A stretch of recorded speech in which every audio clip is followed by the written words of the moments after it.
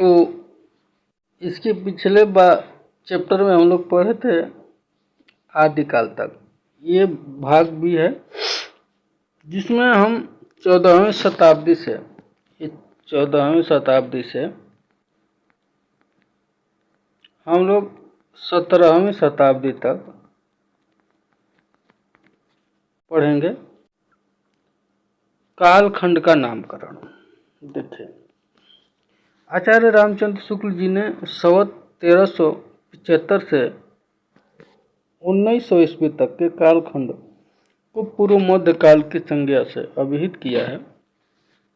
इस युग के साहित्य में भक्ति की मुख्य प्रवृत्ति को देखते हुए इस कालावधि का नामकरण भक्ति काल किया है। इसे परवर्ती सभी विद्वानों ने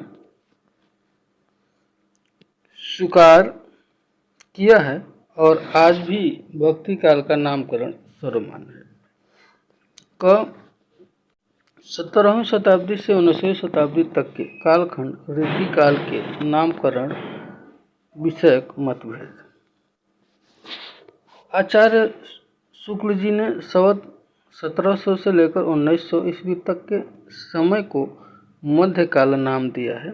इस युग के साहित्य में रीति यानी लक्षण ग्रंथों के लेखन की परंपरा को देखते हुए इसे रीति काल कहना तर्क संगत माना है।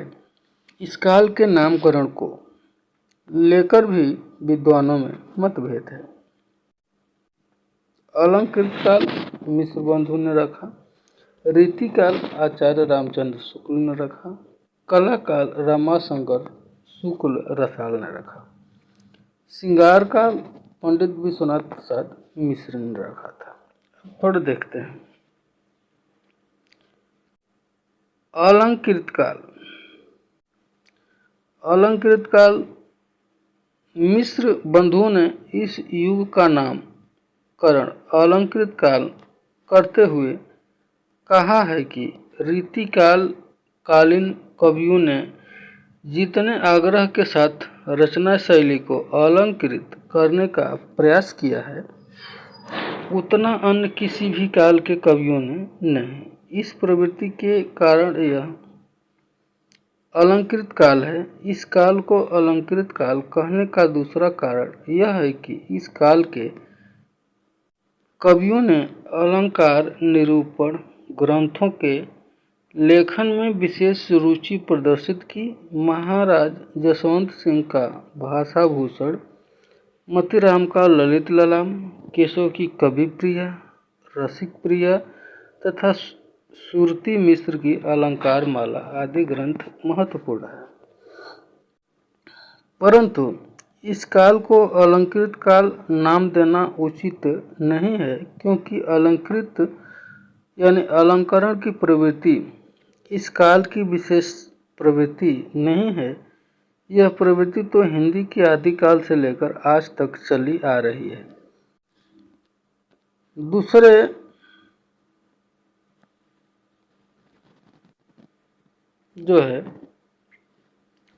दूसरे यह नामकरण कवियों के केवल बहिरंग पक्ष का सूचक है। इससे कविता के अंतरंग पक्ष, भाव एवं रस की अवहेलना होती है तथा बिहारी और मोतीराम जैसे रस सिद्ध कवि जिनकी कविता में भाव की प्रधानता है उनकी कविता के साथ न्याय नहीं हो पाता। इसके अतिरिक्त अलंकृत काल नाम को स्वीकार कर लेने से इस काल की विशेष प्रवृत्ति श्रृंगार और शास्त्रीयता की पूर्ण उपेक्षा हो जाती है।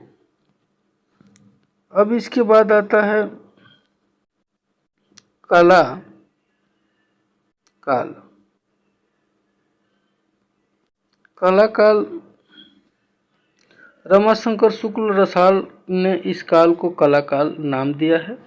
उनका कहना है कि मुगल सम्राट शाहजहां का संपूर्ण शासनकाल कलावेष्टित था। इस युग में एक और स्थापत्य कला का चरम बिंदु ताजमहल के रूप में काल के गाल का अश्रु बनकर प्रकट हुआ, जो दूसरी ओर हिंदी कविता की कलात्मकता से संयुक्त हुई। इस काल के कवियों ने विषय की अपेक्षा शैली की ओर अधिक ध्यान दिया। इनकी कविता में चित्रकला का भी योग हुए बिना रह न सका, अतः एवं यह कलाकाल है।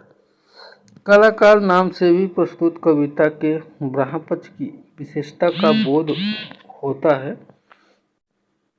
कविता का आंतरिक पक्ष उपेक्षित रह जाता है, साथ ही इस युग की व्यापक श्रृंगारिता चेतना की अवमानना हो जाती है। फिर इसके बाद अगला चैप्टर हम लोग पढ़ेंगे श्रृंगार काल। तो आज के लिए इतना ही। तो आप सभी लोग का धन्यवाद।